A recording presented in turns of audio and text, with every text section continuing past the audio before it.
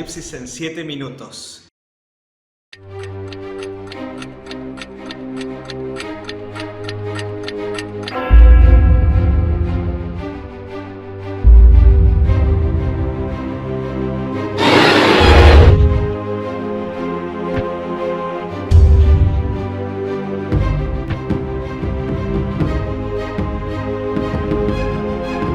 Apocalipsis en 7 minutos. ¿Cuántos recuerdos trae la escuela? Me acuerdo cuando me enseñaron a escribir, a leer, a multiplicar, sumar, tantos recuerdos y cómo todo lo que nos enseñan influyen después en nuestra vida de adultos. Cuán importantes son las primeras enseñanzas para luego poder vivir de una manera diferente, una manera que sea de beneficio para la sociedad, para las familias. Por eso hoy quiero hablar con ustedes y quiero que analicemos a la luz de la palabra de Dios el poder de las enseñanzas de la palabra de Dios. Ya comenzamos a ver las falsas enseñanzas de la iglesia de Pérgamo, aquellas primeras herejías que se comenzaron a enseñar y cómo éstas después repercutieron en toda la Edad Media. Por eso vamos a estudiar el mensaje a la iglesia de Tiatira.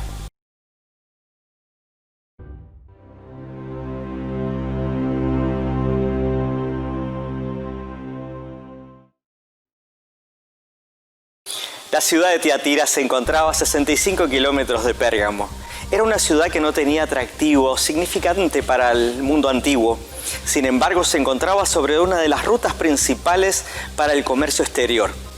Por eso Pérgamo se destacó por el comercio. Tenía panaderos, tintoreros, comerciantes de tela, comerciantes de esclavos.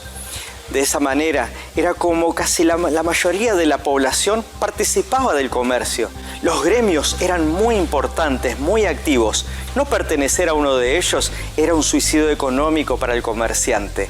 Esto jugó un rol fundamental en el mensaje que vamos a comenzar a estudiar. La iglesia de Tiatira recibió un hermoso elogio de parte de Jesús. Ellos se habían destacado por la fe, el servicio, la paciencia y el amor. Esto era muy importante para una comunidad cristiana. Es más, el Señor dijo que sus últimas obras eran mejores que las primeras. Pero esto no bastaba para poder compensar el pecado que estaba teniendo esta iglesia. Ellos estaban tolerando falsas enseñanzas, promovidas por una mujer que encontramos y la reconocemos de acuerdo a las obras del Antiguo Testamento llamada Jezabel. ¿Quién era Jezabel? Recordemos que era hija de un rey de Sidón. Se casó con el rey Acab. Ella promovió la falsa adoración a Baal, persiguió a los profetas de Jehová y sobre todo a Elías. Esta mujer era un símbolo de la apostasía, era un símbolo de la maldad que puede llegar a tener un hijo de Dios cuando se aparta de los verdaderos caminos del Señor. Por eso volvemos a repetir, cuidado con lo que nos enseñan, cuidado con lo que crees. Tiene que estar fundamentado en la palabra del Señor. Las enseñanzas de esta Jezabel proponían a los cristianos participar de los cultos gremiales. Lamentablemente, muchos accedieron. En estos cultos se realizaban sacrificios ofrecidos a ídolos paganos. También se generaban inmoralidades sexuales. Los cristianos debían tomar una decisión firme, ser fieles o mantenerse del lado del comercio. De esta manera es como el Señor le dio un tiempo a esta falsa profeta para que se arrepienta y ella no quiso. El Señor la castigó, al igual que a sus seguidores. El Señor se presentó a la iglesia como quien tiene justamente los ojos como llama de fuego. ¿Por qué de esta manera? Porque Él podía ver en la profundidad la verdadera condición de esta iglesia. No tenía persecución, estaba bien, parecía que estaba en los caminos correctos, pero el Señor sabía de que no era de esa manera. También se presenta como quien tiene los pies como bronce bruñido.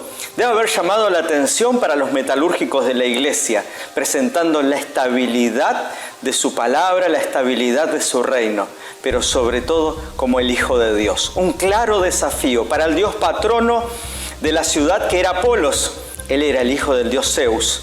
Ahora Jesús era el verdadero Hijo de Dios que escudriña los corazones, la mente y todo lo que a la iglesia le acontece. No todos habían accedido a las falsas enseñanzas de esta falsa profeta. Habían muchos que todavía seguían fieles al Señor. Por eso el Señor los anima a retener las verdaderas enseñanzas. Esto nos recuerda el suceso del profeta Elías, quien fue perseguido por Jezabel. Y cuando estaba en la cueva, el Señor lo anima porque no todos habían seguido a Baal. Había 7.000 que todavía eran fieles al Señor. Por eso es que el remanente de Dios siempre está. Dios tiene un grupo de hijos fieles que son fieles a su palabra. El cumplimiento profético del mensaje a la iglesia de Tiatira lo encontramos en los años 538 al 1517 después de Cristo. Este fue un periodo oscuro para la iglesia, ya que los diferentes decretos conciliares, las palabras papales y también las especulaciones filosóficas y la teología de los padres de la iglesia fue reemplazando la autoridad de la palabra de Dios. Por eso es que encontramos grandes consecuencias y tristes para la vida de los cristianos sinceros cuando comenzaron a buscar salvación por medio de las obras, los méritos, peregrinaciones, la devoción a diferentes artefactos llevaron a que los cristianos busquen a través de obras ganar el cielo.